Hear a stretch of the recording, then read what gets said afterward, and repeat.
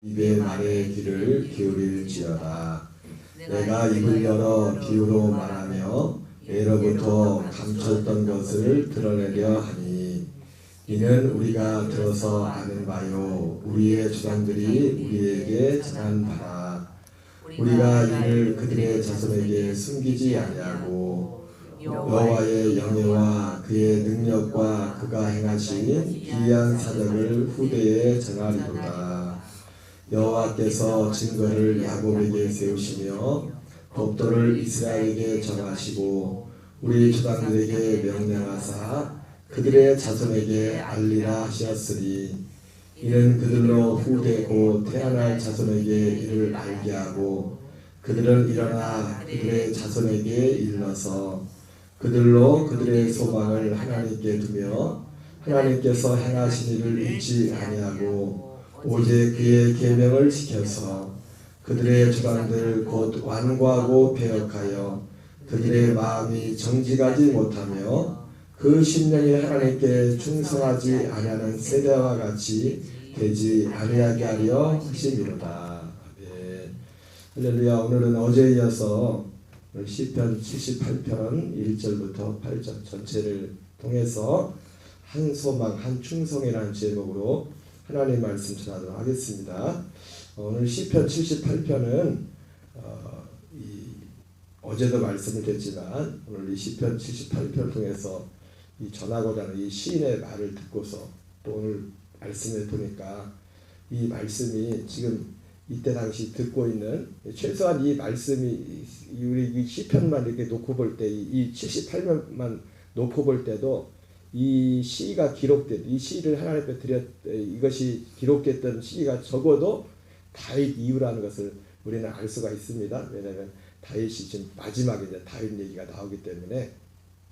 그리고 그 시점으로 해서 이 사람이 오늘 1절에 하는 것처럼 내 백성여 내 율법을 들으며 내 입의 말에 귀를 기울이라 이렇게 말하고 있는데, 내가 여러분들에게 전하는 이 말을 듣고서 오늘 7절 8절 하는 것처럼 하나님께 소망을 두고 하나님께 충성된 자가 되라. 여기 정직하다는 말 표현이 나오지만 정직하다는 것과 충성되다는 것은 같이 가는 겁니다. 같이 가는 거예요.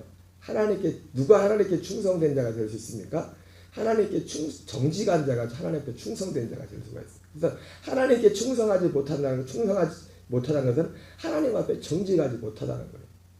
하나님께 정직과 하나님께 충성은 함께 갑니다. 그런데 오늘 이 시인은 이 시편 78편을 통해서 이것이 단지 오늘 바로 이 말씀을 듣는 이들에게 뿐만 아니라 또 이들의 자손들까지 이 지금 전하는 것이 계속적으로 전달되어서 이 말씀을 전달받는 모든 사람들이 하나님께 산 소망을 두고 하나님께만 소망을 두고 그들의 마음이 하나님께 정말 정직한 데가 되어서 그리고 하나님께 충성된 자가 되라. 이렇게 말씀하고 있습니다. 사실은 오늘 말씀을 살펴보면은 하나님께 소망을 둔다는 말이나, 그래서 하나님께 소망을 정말 하나님께 소망을 둔 사람은 하나님께 정직한 자. 이 하나로 다 연결된 거죠, 그죠? 하나님께 소망을 두거나 하나님께 정직한 자거나 하나님께 충성한다는 거나 이거는 똑같은 하나로 다 연결된 것입니다. 따로따로가 아니에요. 사실 어떤 표현되는 어떤 그 방향이 좀 그 뉘앙스가 좀 다른 것 뿐이지 다 하나입니다. 그래서 오늘 이 시인은 특별히 적어도 오늘 시인은 어쨌든 그리스도인들한테 이게 기록된 건 아니죠. 유대인들, 유대교 그때 이스라엘 이 사람들한테 유대 교인들한테 이 말씀이 기본적으로 전해진 거죠. 먼저는. 그러나 그것이 지금은 이 말씀 속에서 이제 예수 그리스도를 통해서 하나님 이루시는 그 복음까지 사실은 연결이 되는 겁니다. 그래서 오늘 시인이 전달하고자 하는 것은 두 가지를 전달하죠. 하나는 하나님의 행하신 일들에 대해서 그것을 잊지 말라고. 또 그리고 지금 다윗까지 오는 그 역사 가운데 있었던, 그럼에도 불구하고 하나님의 하나님의 일하신 은혜에도 불구하고 하나님께 불순종했던 그 조상들의 어떤 행적들을 보면서 여러분들은 그런 사람이 되지 말라. 여러분들은 그런 사람이 되지 말고 하나님이 행하신 것을 꼭 기억하고 전달해가지고 하나님 앞에 소망을 두고 하나님께 정직한 자, 정말 하나님께 충성된 자가 되라고 오늘 말씀을 하고 있습니다. 어제 39절까지 함께 봤죠. 그냥 이건 확인하면 됩니다. 방금 말씀인 것처럼 오늘 그래서 이 시편 78편에는 그냥 그 내용들로 그 역사 가운데 계속 반복되었던 하나님이 행하신 어떤 은혜에도 불구하고 계속해서 하나님의 그 은혜를 잊어버리고 망각하고 하나님 앞에 불순종했던 그런 역사들을 저희 오늘 78편 대부분이 그런 내용들에 할애하고 있는 것을 보게 됩니다. 그래서 어제 39절까지 봤죠. 39절까지. 39절까지. 그 39절에 어떻게 끝났습니까? 이란 그들의 불순종에도 불구하고 그들은 육체이며 가고 다시 돌아오지 못하는 바람임을 기억하셨습니다. 하나님이 그렇게 그들을 그렇게 심판하지 않았다는 겁니다. 이것은 여러분 오해하면 안 될 게 뭐냐면 사도 베드로도 그러지 않습니까? 하나님께서 사람들에게 많이 인내하시고 그들을 참으셨댔지 않습니까? 그것은 뭡니까? 그들을 용서했다는 건 아니에요. 그들에게 기회를 줬다는 거예요. 더 기회를. 네? 여러분 하나님이 긍휼히 여겼다는 것은 기회를 줬다는 것이지 그 긍휼이 실제로 하나님이 긍휼을 여기시고 불쌍해지고 이 이스라엘 백성들이 불순종하는데도 하나님께서 그들을 바로 심판했다는 것은 그들을 용서했다는 의미가 아닙니다. 그들에게 육신의 생명을 더 연장시켜서 기회를 더 줬다는 거예요. 기회를. 하나님 앞에 돌이킬 수 있는 회개할 수 있는 기회를 줬다는 거예요. 사도 베드로가 말했던 하나님이 오래 그들에게 참았다는 것도 그들이 한 사람도 더 회개하고 구원에 이르도록 하기 위해서 기회를 더 줬다는 겁니다.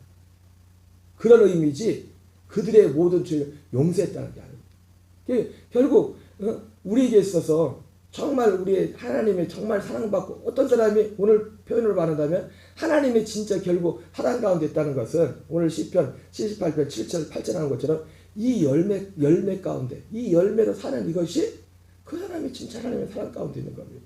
하나님이 그렇지 못함에도 불구하고 불순종에도 불구하고 그 밖에 있음에도 불구하고 하나님이 그들에게 자비를 베푼다는 건 뭐냐면 아직 기회를 주는 겁니다.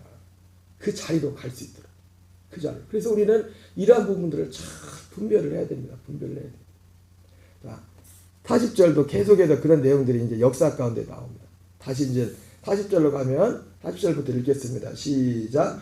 그들이 광야에서 그에게 반항하며 사막에서 그를 슬프시게 하니 몇 번인가. 그들이 돌이켜 하나님을 거듭거듭 시험하며 이스라엘의 거룩하신 이를 노엽게 하였도다. 그들이 그의 권능의 수를 기억하지 아니하며 대적에게서 그들을 구원하신 날도 기억하지 아니하였도다. 참 잊어버리죠. 하나님의 은혜는 참 잊어버리는 43절 시작. 그때에 하나님이 애굽에서 그의 피록들을 소환들에서 그의 징조들을 나타내사. 다시 이제 오늘 본문에 다시 출애굽의 장소로 다시 갑니다. 지금 역사가 왔다 갔다 하죠, 그렇죠? 왔다 갔다 상관없어요. 이 사람들은 벌써 다 지난 얘기이기 때문에 지난 것은 왔다 갔다 하면 상관없어요. 지난 건 바꿔도 상관없어요. 지난 거기 때문에 그때 하나님이 애굽에서 그의 표적들을 소환들에서 그의 징조를 나타내사. 44절 읽겠습니다.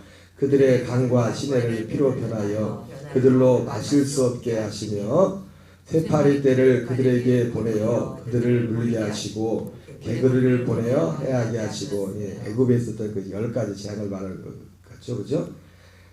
그들의 토산물을 황충에게 주셨고 그들이 수고한 것을 메뚜기에게 주셨으며 그들의 포도나무를 우박으로 그들의 뽕나무를 소리로 죽이셨으며 그들의 가축을 우박에 그들의 양떼를 번갯불에 넘기셨으며 그의 맹렬한 노여움과 진노와 분노와 고난고 재앙의 천사들을 그들에게 내려 보내셨으며 그는 진노로 길을 닦으사 그들의 목숨이 죽음을 면하지 못하게 하시고 그들의 생명을 전염병에 붙이셨으며 애굽에서 모든 장자 곧 함의 장막에 있는 그들의 기력에 처음 것을 씌었으나. 여기 51절에는 좀 독특한 표현이 나오죠. 애굽에서 모든 장자 곧 함의 장막에 있는 그들의 기력에 처음 것을 치셨으며. 여기 이 51절을 통해서 우리가 알 수 있는 것이 이게 무슨 장면이죠? 51절이 마지막 제한이죠, 그죠? 저 애굽에 난 처음 난 아들들은 다 이제는 죽이는데 단 예외가 있었죠, 그죠? 이스라엘 백성들이 말했던 것처럼 양을 잡아가지고 그 피를 인방과 문설주에 바르고 그 안에 있으면 죽지 않았어요. 근데 그렇지 않은 사람들은 다 애굽의 첫 해당이 다 죽었는데 여기서는 독특하게 사실은 실제적으로 구체적인 어떤 부분을 언급하고 있죠. 애굽에서 모든 장자 곧 함의 장막에 있는 그들의 기력의 처음 것을 치셨으니 셈과 함과 야벳이 있죠, 그렇죠? 함의 장막이라고 이렇게 표현하고 있어요. 함의 장막이라고. 뭐냐면 이 출애굽할 당시에 애굽의 통치자가 바로가 사람들이 함 족속이었다. 함 족속. 흑인들. 여러분 출애굽기 1장에 보면은 출애굽기 1장이 어떻게 시작됩니까? 1절부터 7절까지는 출애굽기가 이 야곱과 함께 가나안 땅에 들어가서 번성하는 장면을 아주 이 가족들을 데리고 들어가서 70여 명을 데려갔던 그 내용하고 그리고 이제 출애굽 직전까지 하나님께서 약속한 대로 그 애굽 땅에서 이스라엘 백성들을 번성케 하는 그 장면이 나오죠. 그죠? 그래서 인구가 엄청 늘어납니다. 근데 바로 이어서 그 8절에서 반절이 딱 일어납니다. 바로 그런데 그때 이 출애굽을 당시 그때 직전의 사건 어떻게 하냐면 그때 요셉을 알지 못하는 왕이 일어났다. 요셉을 알지 못하는 왕. 요셉. 그 전에는 여기에는 어떤 중요한 의미가 있어요. 하나는 요셉을 그 전에 왕은 요셉을 알고 있었다는 걸 뭐냐면 요셉의 그 이스라엘 족속한테 이게 선대했던 왕들이라는 겁니다. 그러니까 요셉을 처음으로 총리로 세웠던 그 왕들의 계보, 그 왕들의 근데 그러니까 뭐냐면 이 요셉을 알지 못하는 왕이 일어났다는 건 뭐냐면 정권이 바뀐 겁니다. 왕권이. 그 애굽에 통치하는 통치자가 마치 조선이나 우리나라 대한민국의 나라가 역사가 있지 않습니까? 응? 왕씨 고려, 왕건이 되었던 고려에서 쉽게 말해서 왕건이 되었던 고려에서 누가 이 이씨 조선이 같은 나라는 같은 나라인데 굳이 따진다면 그렇지 않습니까? 그렇죠? 그런 비슷한 뉘앙스가 있는 것이고 그리고 실제로 이 요셉을 알지 못한 요셉을한테 선대했던 왕은 혈통적으로 그러니까 셈족 계열로 해가지고 요셉이 셈 계열이죠. 셈족이지 않습니까? 셈족. 그러니까 이 함족은 흑인. 우리 같은 황인종, 요셉이 황인종, 이스라엘에서 황인종이란 말이에요. 황인종이 가깝단 말이에요. 그래서 역사적으로도 보면은 그 왕들이 원래 이제 이 요셉을 알고 있어서 이 왕족들은 셈족 계열은 애굽에는 많지 않았었어요. 그 역사 속에 그렇게 많지 않았었는데 마침 요셉이 이 총리로 그때 당시에 그 다스리고 있던 그 왕족들이 가나안 이쪽 사람들하고 가까운 혈통에 가까운 그런 왕이었단 말이에요. 실제로 그러니까 성경이 재미지고요. 그냥 성경이 뜬구름 잡는 게 아니라 이 한 절 가운데도 애굽에서 모든 장자 곧 함의 장막에 있는 그들의 기력에 처음 것을 치셨으라. 바로가 흑인이었다. 흑인. 함의 후손 바로가. 그때 당시 바로가 함의 후손했다는 걸 알게 되죠. 애굽에 있는 모든 장자 곧 함의 장막에는 그들의 기력에 처음 것을 치셨으나 50절 읽겠습니다. 그가 자기 백성을 양같이 인도해 내시고 광야에서 양떼같이 지도하셨다. 그죠? 함에 거기에 다 죽었는데 이스라엘 자손들은 죽은 사람이 아무도 없어요. 왜? 하나님의 그 말씀하다 그 인방과 문설주에 피를 바르고 말씀대로 했기 때문에. 53절 읽습니다. 시작. 그들을 안전히 인도하시니 그들은 두려움이 없었으나 그들의 원수는 바다에 빠졌도다. 그들을 그의 성소의 영역 곧 그의 오른손으로 만드신 산으로 인도하시고 여기 신의 산으로 아마 인도한 것 같죠. 그렇죠?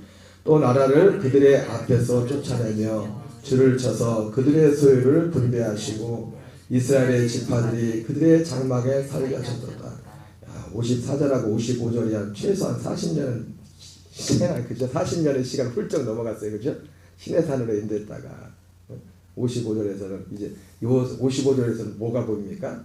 여호수아가 이제 그 가나안 땅을 정복해가지고 땅을 나눠주는 내용이 나오지 않습니까? 56절 시작. 그러나 그들은 지존하신 하나님을 시험하고 반항하여 그의 명령을 지키지 아니하며 그들의 조상들 같이 배반하고 거짓을 행하여 속이는 활같이 빗나가서 자기 산당들로 그의 노여움을 일으키며 그들의 조각한 우상들로 그를 진노하게 하셨으며 사사시대를 말하는 것 같죠. 7번에 반복되는 불순종과 반역들을 59절 시작. 하나님이 들으시고 분내어 이스라엘을 크게 미워하사 사랑 가운데 세우신 장막곧 실루엣 장막을 떠나시고 7번에 이런 것이 계속 반복되면서 여기도 이제 몇 절 가운데 지금 몇백 년이 후딱 지나갔어요. 하나님이 그렇게 은혜를 베푸셨는데 그죠?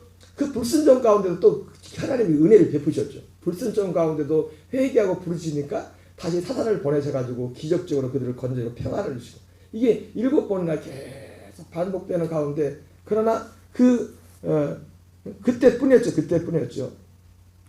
결국은 어떻게 됩니까? 타락 가운데 세우신 장막곧 실로의 성막을 떠나고 실로의 성막. 실로라는 것이 굉장히 중요한 거죠. 사사시대의 중심지, 신앙적인 모든 그 중심지 실로였죠. 실로의 장막이. 사무엘의 어머니 한나가 실로에 있는 성막에 가서 기도하다가 누구예요? 엘리 제사장이 계시죠. 그 실로의 장막에 있었잖아요. 이 실로라는 것은 결과적으로 굉장히 비참한 오역의 역사를 가지고 있는 거다. 그래서 에레미야도 이스라엘 백성들을 포로로 끌려갈 때 그때 나오는 표현이 뭐냐면 실로와 같이 심판다. 실로를 완전히 황폐했던 것처럼 마지막에 실로가 어떻게 비참하게 짓밟힙니까? 그렇죠? 아벡 에베레스를 전투할 때 이스라엘 백성들이 법궤를 가지고 여기 뒤에도 이제 그런 내용들이 좀 나옵니다. 그런 내용들이 이제 그런 내용을 말해요. 법궤를 가지고 가면 이길 줄 알고 성막에서 실로에 있는 성막에서 법궤를 가지고 아벡에 진치고 에베네셀에 진치고 같이 블레셋과 전쟁하다가 이스라엘보다 성막 법궤를 갖고 나니까 블레셋이 더 당황을 했어요. 들은 얘기가 있어가지고. 그런데 결국 전쟁은 실패하지 않습니까? 완전히 그냥 법궤에서 뺏기고 백성들도 다 죽고 그리고 제사장들도 죽고 그 내용 여기 뒤에도 나와요. 그래서 실로의 성막을 떠나셨다 표현을 여기서 이렇게 쓰고 있어요. 60절에서 61절 읽겠습니다. 시작. 그가 그의 능력을 포로에게 넘겨주시며 그의 영광을 대적의 손에 붙이시고 이게 마치 이걸 보니까 지금 법궤를 뺏긴 그 내용을 묘사한 것 같아요. 그의 능력을 포로에게 넘겨주며 그의 영광을 대적의 손에 붙이시고 62절 시작. 그가 그의 소유 때문에 분내사 그의 백성을 칼에 넘기셨어요. 법궤를 넘기시고 백성들 그 젊은 사람들 몇만 명이 죽어나가고 사무엘에 보면 63절 시작. 그들의 청년은 불에 살라지고 그들의 처녀들은 혼인 노래를 들을 수 없었으며 그죠? 남자들 다 죽었으니까 남자들이 다 죽었으니 시집을 갈 수 있어야 혼인 노래를 부르죠. 그러니까 하나님의 그 백성들을 심판하신 그런 내용들을 64절 시작. 그들의 제사장들은 칼에 엎드러지고 그들의 과부들은 애곡도 하지 못하더라. 그죠? 그 엘리야들 홈리와 비나스 그리고 그 며느리들을 묘사한 것 같습니다. 64절에 그들의 제사장들은 칼에 엎드러지고 그들의 과부들은 애곡도 하지 못하더라. 심지어 그 며느리가 엘리의 며느리가 마지막에 아기를 낳는데 아기를 낳으면서 그것도 기뻐하지 못하잖아요. 하나님의 영광이 떠났다. 이가복이네. 이가복 하나님의 영광이 떠났다. 65절 시작. 그때 주께서 잠에서 깨어난 것처럼 포도주를 마시고 고함치는 용사처럼 일어나사 그의 대적들을 쳐 물리쳐서 영원히 그들에게 욕되게 하셨도다. 또 요셉의 장막을 버리시며 에브라임 지파를 택하지 아니하시고 오직 유다 지파와 그가 사랑하시는 시온의 산을 택하시네. 그래서 이 사사시대가 그렇게 사사시대가 그렇게 끝나면서 하나님이 이제는 넘어가면서 자연스럽게 누구를 택하십니까? 다윗을 택한 내용을 이제 오늘 말씀을 하고 있어요. 69절 있습니다. 시작. 그의 성소를 산의 높음같이 영원히 두신 땅같이 지으셨도다. 또 그의 종 다윗을 택하시되 양의 우리에서 취하시며 전장을 지키는 중에서 그들을 이끌어내사 그의 백성인 야곱 그의 소유인 이스라엘을 기르게 하셨더니 이에 그가 그들을 자기 마음의 완전함으로 기르고 그의 손에 능수감으로 그들을 지도하셨도다. 네, 오늘 그래서 오늘 시인은 오늘 시편 78편독에서 다시 한번 정리하면은 오늘 이 적어도 최소한 다윗까지 있었던 이스라엘 역사 가운데 돌이켜 보면서 오늘 이 시인의 이 말을 듣는 그 사람들뿐만 아니라 이 시인이 전하는 이 말을 계속 전달 잊지 말고 계속 후손들에게 전달해서 이것을 통해서 여러분들의 소망을 정말 하나님께만 두고 하나님께 정직한 자, 하나님께 충성된 자가 되십시오. 여러분들은 지금까지 말했던 이런 하나님의 이런 은혜도 불구하고 하나님을 끊임없이 수없이 반역했던 조상들과 같이 되지 말고 이 말씀에 귀를 기울이고 여러분들은 하나님께만 소망을 주십시오. 하나님께 정직한 자, 하나님께 충성된 자가 되십시오. 이렇게 말씀하고 있는 것입니다. 근데 우리가 저기서 마지막 여기까지 하면 안 돼요. 여기까지 하면 하나를 더 진짜 중요하게 오늘 앞에도 보면 나오지만 우리가 하나님 앞에 하나님께 소망을 둔다. 하나님께 정직하다. 하나님께 충성한다. 거기에 완성은 결국 뭐냐면 복음 가운데 그 모든 것들이 완성된 겁니다. 여러분 하나님께 정말 소망을 주는 것도 그렇고 하나님께 정직한 자가 되는 것도 그렇고 하나님께 충성되가 되는 것도 그렇고 결국은 이 복음을 떠나서는 그 모든 것들도 이제는 아무것도 아닙니다. 그 모든 것의 완성은 하나님이 주신 그 복음의 소망도 우리의 하나님께 진짜 소망을 둔다는 것도 어디에 소망을 두는 겁니까? 이 복음 안에 그 소망이 있어요. 복음 안에. 제가 억지로 지어 만드는 말이 아니라 여러분 여기 시편 78편 1절 2절을 한번 다시 한번 읽어보겠습니다. 시작. 내 백성이여 내 율법을 들으며 내 입의 말에 귀를 기울일지어다. 내가 입을 열어 비유로 말하며 예로부터 감췄던 것을 드러내려 하니. 여기 2절에 보니까 내 입을 열어 비유로 말하며 예로부터 감췄던 것을 드러내리라 하니 이렇게 말하고 있어요. 여러분 이것을 인용하신 분이 예수님이에요. 예수님이 마태복음 13장에서 천국 말씀, 천국 복음을 전하면서 이 천국 복음, 이 천국 말씀은 뭐냐?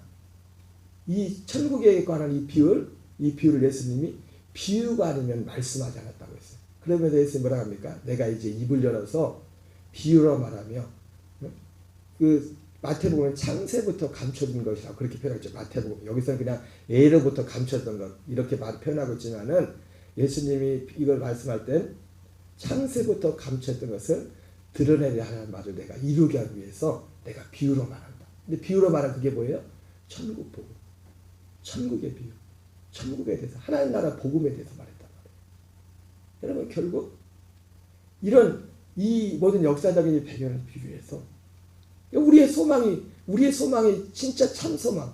그래서 제가 제목을 한 소망 한 충성이라고 하는데 결국 하나님께 소망을 둔다는 것도 단지 인생을 살아가면서 그래 내 인생의 어려움과 나를 인도하실 분은 하나님밖에 없어. 그런 수준이 아닙니다. 그건 기초고 기본적인 것이고 인생을 살아가면서 소망이 아니라 산 소망. 하나님께 소망을 둔다고 할 때는 우리가 산 소망이 있어야 됩니다. 그게 하나님께 진짜 정직한 자 이제는. 예?